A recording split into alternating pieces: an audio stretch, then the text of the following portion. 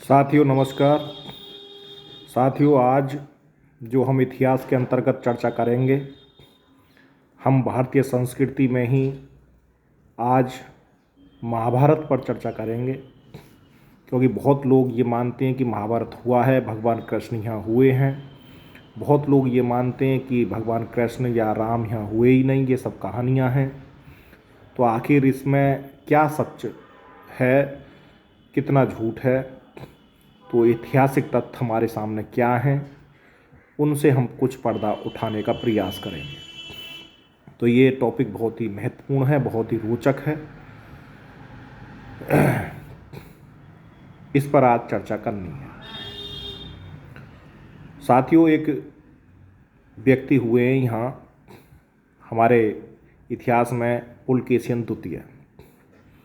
और पुलकेशिन द्वितीय हर्ष के टाइम में थे। हर्ष को पुलकेशिन द्वितीय ने ही हराया था, और उसका जो युद्ध है वो संभवतः 632-33 में हर्ष के साथ नर्मदा तट पर लड़ा गया था।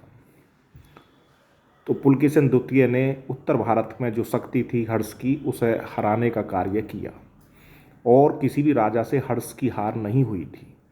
हर्षवर्धन का जो टाइम है वो 606 से 642-43 तक उसका शासन रहा है। हर्षवर्धन की मजबूरी थी, क्योंकि उसके बहनोई की मृत्यु हो गई थी शशांक के द्वारा। तो फिर हर्ष को कन्नौज का काज भी देखना पड़ा। राजश्री उसकी बहन थी।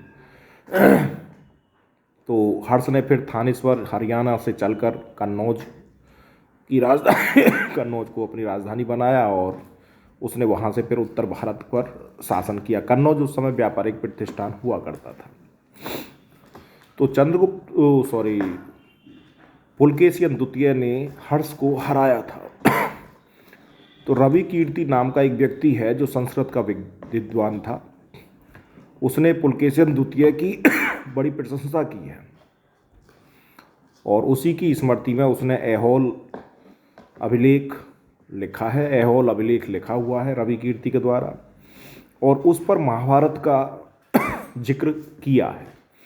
और रवि कीर्ति ये कहता है कि महाभारत का युद्ध अब से 3800 वर्ष पहले, संभवतः 3800 वर्ष पहले ये युद्ध हुआ है।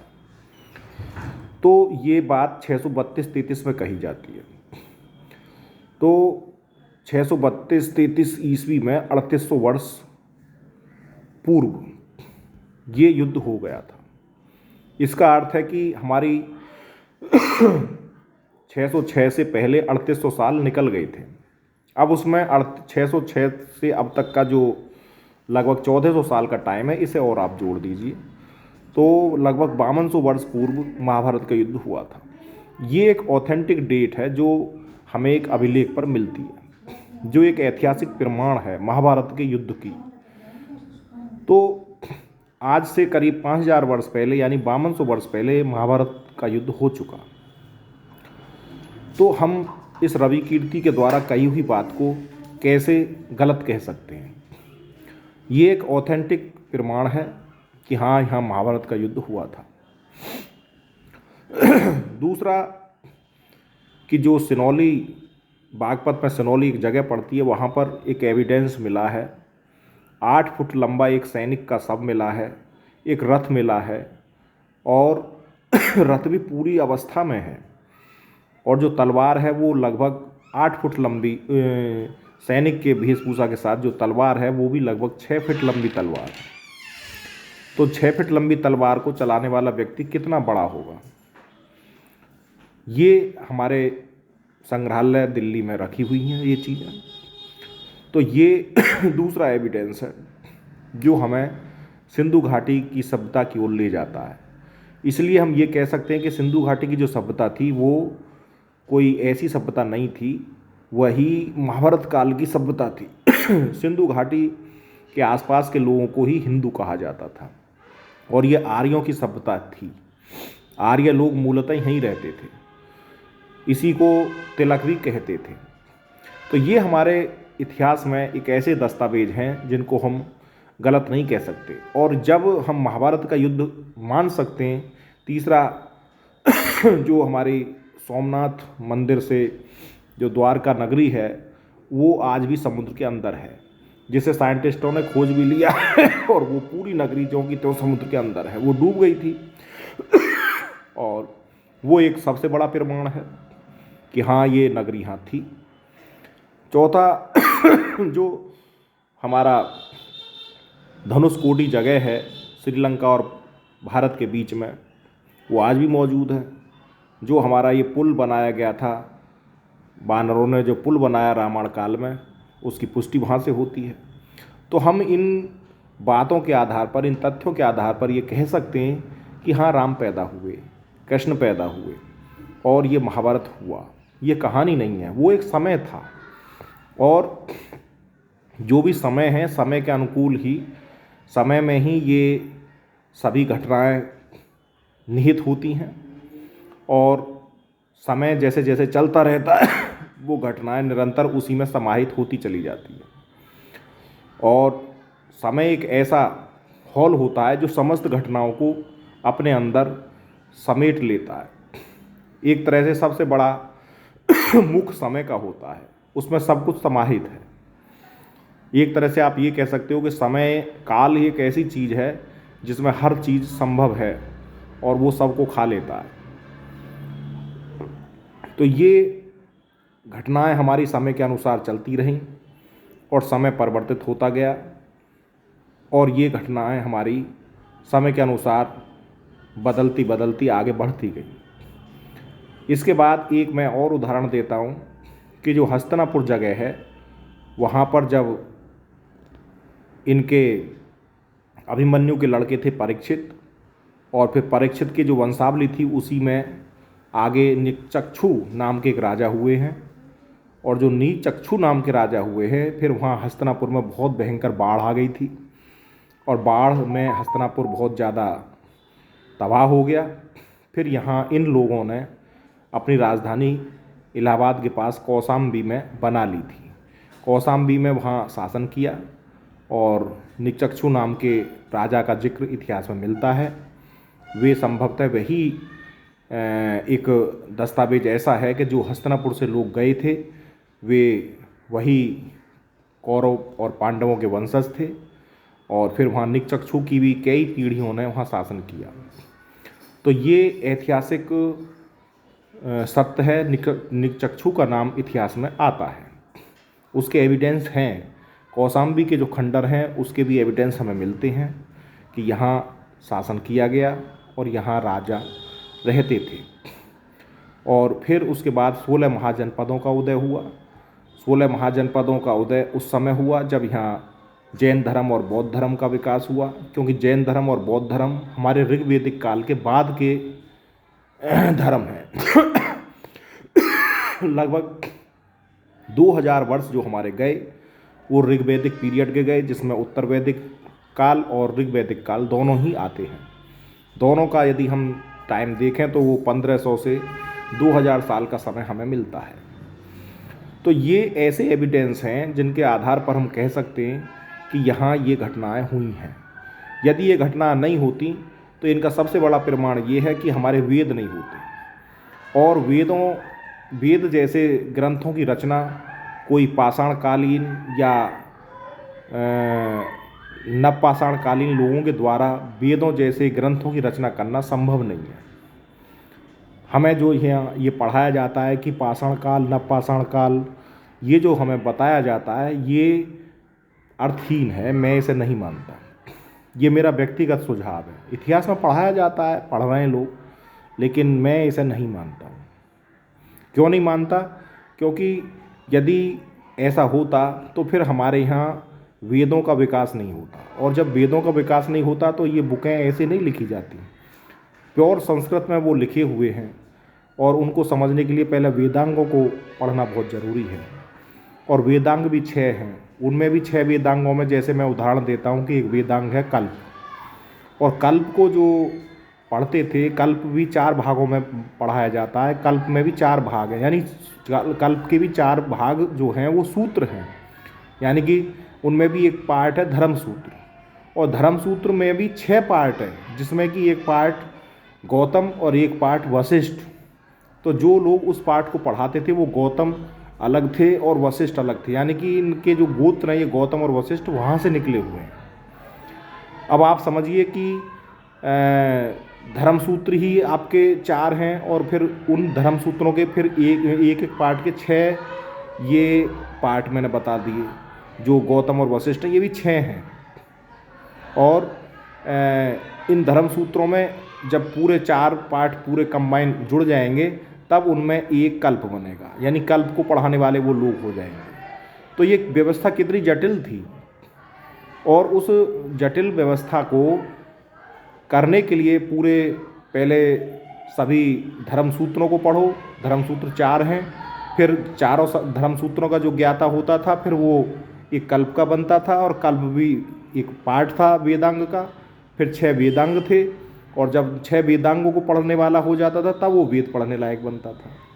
इतनी बड़ी जटिल ये प्रणाली थी, और वेदों के इसी बड़े स्वरूप को देखते हुए फिर उपनिषदों की रचना की गई। क्योंकि उपनिषद जो है वो वेदांत का ही तो पाठ उपनिषद कहलाता है। वेदांत को ही तो उपनिषद कहते हैं, यानी कि उसका एक तरह से सूक्ष्म रूप है उपनिषद। 108 उपनिषद बनाए गए थे, लेकिन वो 108 हमारे पास मौजूद नहीं है। 10-11 उपनिषद ही मौजूद हैं, और 10-11 उपनिषदों पर भी भाष्य जो लिखा था शंकराचार्य ने, उन पर भाष्य लिखा था। ये इतनी बड़ी जटिल व्यवस्था है।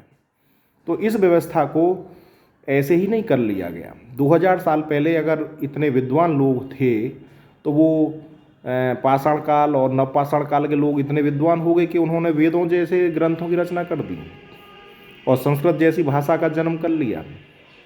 ये कैसे संभव है? तो इसलिए हमारी जो व्यवस्था थी वो धीरे धीरे कम होती गई, और उस व्यवस्था को सीखने वाले लोग कम होते गए। समय में परिवर्तन होता गया और वो व्यवस्था हमारी पिछड़ती चली गई और उसका थोड़ा सा जो उछाल आया वो गुप्त पीरियड में आया।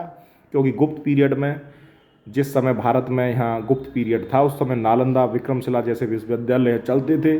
बौद्ध धर्म का उच्च शिखर था, बौद्ध धर्म मानने वाले यहाँ बहुत लोग थे, और भारत में बाहर से लोग शिक्षा लेने आते थे। और उस समय ब्रिटेन, अमेरिका, इन देशों का तो नामो निशान भी नहीं था। ये उस समय की बात है। उस समय दुनिया में कोई अगर देश था तो वो भारत ही था। पूरी दुनिया में अगर कोई नाम जाना जाता था तो वो भारत का ही नाम जाना जाता था, और इसका भी नाम हिंदुस्तान था। इसके नाम की भी मैं व्याख्या कर देता हूँ। देखिए, हमारे देश का नाम, जब हमारा देश आज़ाद हुआ तो उस समय इसका नाम इंडिया रखा गया, यानी कि 26 जनवरी 1950 से और अब तक जो नाम है वो इंडिया है। संवैधानिक नाम हमारे देश का इंडिया है। और देश आज़ाद होने से और पहली शताब्दी तक इस देश का नाम हिंदुस्तान था। हिंदुस्तान के नाम से इस देश को जाना जाता था, और पहली शताब्दी से पहले इस देश का नाम भारत था। पहली शताब्दी से पहले, यानी कि ऋग्वेदिक पीरियड में, चंद्रगुप्त मौर्य के पीरियड में, बौद्ध और जैन के पीरियड में इस देश का नाम भारत था। और उससे भी पहले भारत, जो दुष्यंत और शकुंतला थी उसके नाम, उनका लड़का था भरत, उनके नाम पे भारत पड़ा। लेकिन उससे भी पहले जो इसका नाम था वो आर्य देश और आर्यावर्त इसका नाम था। जो हवेन स्वांग है वो इसका वर्णन आर्य देश के नाम से करता है, इसके प्रमाण हैं। तो उससे पहले इसका नाम आर्यावर्त, आर्य देश के नाम से ये जाना जाता था। क्यों? क्योंकि यहाँ आर्य लोग रहते थे। और आर्य कब थे? जिस समय यहाँ महाभारत काल था। तो महाभारत काल में इसको आर्यों का देश बोला जाता था, और आर्य संभवतः यहीं के थे और इसे आर्यों का देश बोलते थे। महाभारत काल में गांधारी इसीलिए धृतराष्ट्र को आर्यपुत्र कहकर संबोधित करती है। इसके प्रमाण हमें बहुत से ग्रंथों में मिलते हैं। आर्यपुत्र वो इसीलिए बोलती है। तो ये हमारे सामने एक ऐसे एविडेंस हैं जिनके आधार पर हम कह सकते हैं इतिहास के अंतर्गत कि ये हमारे यहाँ ये ऐसे ही नहीं हुए। भारत अगर नहीं होता तो महाभारत हो जाती और ये आर्य नहीं होते तो महाभारत हो जाती। कितने हमें एविडेंस मिल रहे हैं, डेट मिल रही हैं, लेकिन हाँ वो समय के अनुसार वो शिक्षा हमारी कम होती चली गई। और फिर बाद में जैसे जैसे देशों के नाम बदलते गए, शहरों के नाम बदलते गए, परिस्थिति बदलती गई, उसी तरह से हमारी शिक्षा बदलती गई। और जब शिक्षा बदलती गई तो उसी तरह की हमारी टेक्नोलॉजी बदलती गई। जैसे कि मैं वर्णन करता हूँ बारूद का। बारूद का आविष्कार चाणक्य ने अपने टाइम में कर लिया था, लेकिन उसका प्रयोग आगे नहीं बढ़ पाया, क्योंकि हमारे यहाँ रिसर्च पर ध्यान नहीं दिया जाता था। अगर रिसर्च वाली बुद्धि हमारे यहाँ के लोगों में होती तो बारूद जब चाणक्य जैसे व्यक्ति ने उस समय बना ली थी और उसके एविडेंस भी हैं, तो फिर बाबर के टाइम से पहले बहुत यहाँ मजबूती आ जाती। क्योंकि बाबर ने यहाँ 1516वीं शताब्दी में आकर उसने बारूद पर आविष्कार किया, उसने एनालिसिस किया, उसने उसका उपयोग किया और पानीपत जैसी लड़ाई को उसने जीता। सबसे पहले बारूद का उपयोग बाबर ने ही यहाँ पर किया था, पानीपत के युद्ध में। और उससे पहले यहाँ बारूद का कोई उपयोग नहीं किया गया। यदि चंद्रगुप्त मौर्य चाणक्य के टाइम को और बाबर के टाइम को अगर देखा जाए तो दोनों टाइमों में 1800 वर्ष का अंतर है। अगर बारूद पर ध्यान दिया जाता तो 1800 वर्षों में हम कितनी टेक्नोलॉजी बारूद की विकसित कर लेते। हम तो 1800 वर्ष में अगर चाणक्य जैसे व्यक्ति के पीछे चल जाते, यदि उसकी बुद्धि को पहुंच जाते, एनालिसिस कर लेते, तो फिर 1800 वर्षों में तो हम टैंक बना लेते। बाबर के टाइम में हम टैंक से जवाब देते उसको, उसकी तोप धरी रह जाते। तो ये हकीकत है, हमने अपनी टेक्नोलॉजी को विकसित नहीं किया और अपनी संसाधनों को नहीं बढ़ाया, और उसकी वजह से हमारा देश पीछे होता चला गया। राजा जैसे राजा थे यहाँ, वो अपनी बुद्धि का कम इस्तेमाल करते थे, ताकत का ज़्यादा इस्तेमाल करते थे।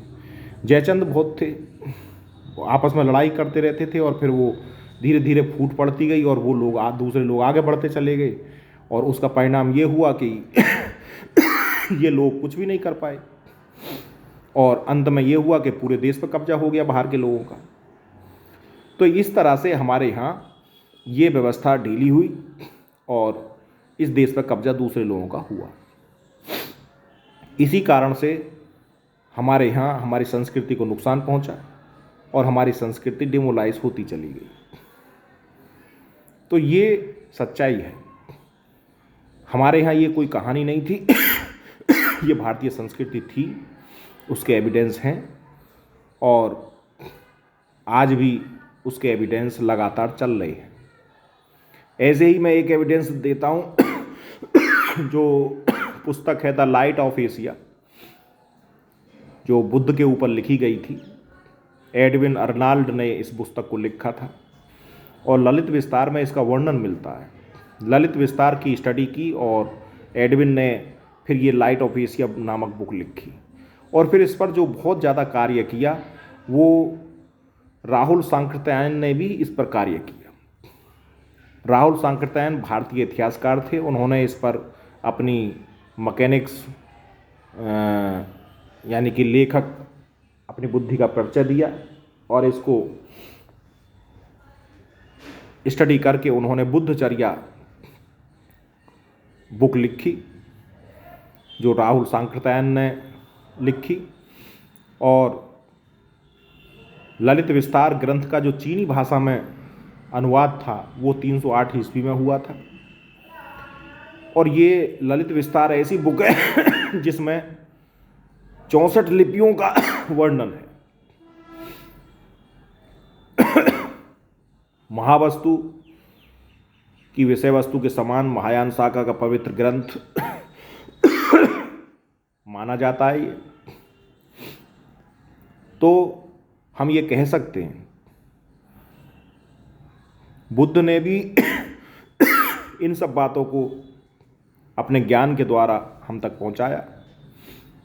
बुद्ध कर्मवादी व्यवस्था को मानते थे, कर्मवादी व्यवस्था में वो विश्वास रखते थे, इसीलिए उन्होंने पुनर्जन्म की व्यवस्था को माना, जबकि वो आत्मा के अस्तित्व को नहीं मानते थे, अनात्मावादी थे बुद्ध। तो ये हमारी भारतीय संस्कृति की पहचान है। तो तो इसलिए मैंने ये चर्चा आज इन एविडेंसों के आधार पर आप लोगों के साथ की, क्योंकि लोग कभी कभी जिक्र करते हैं कि इनके प्रूफ नहीं है, इनके दस्तावेज नहीं है, इनके एविडेंस नहीं है। तो आज इनके एविडेंस हैं और हम ये कह सकते हैं, हाँ, समय के अनुसार संस्कृति में जो एक परिवर्तन था, एक तरह से जो शिक्षा थी उसमें परिवर्तन आया। आज आधुनिक शिक्षा है, उस समय आध्यात्मिक शिक्षा थी। आज आधुनिक शिक्षा के बल पर व्यक्ति कार्य करता है, उस समय आध्यात्मिक शिक्षा के बल पर व्यक्ति कार्य करता था। इसका परिवर्तन है। आधुनिक शिक्षा के क्षेत्र में ईसाइयत ने अपना जो दिमाग है वो अच्छा विकसित कर लिया है, इसलिए वे लोग आगे हैं, टेक्नोलॉजी में वे लोग आगे हैं। हमने उस आधुनिक शिक्षा में कम कार्य किया है, तो हम अभी उनके हिसाब से उतने विकसित नहीं हैं। ये सत्य है। तो मुझे यही चर्चा आप लोगों के साथ करनी थी। तो आप अधिक से अधिक इस वीडियो को शेयर करें, लोगों तक पहुंचाएं, लोग सुनें, अधिक से अधिक शेयर करें इस वीडियो को और उसका लाभ लें। नमस्कार।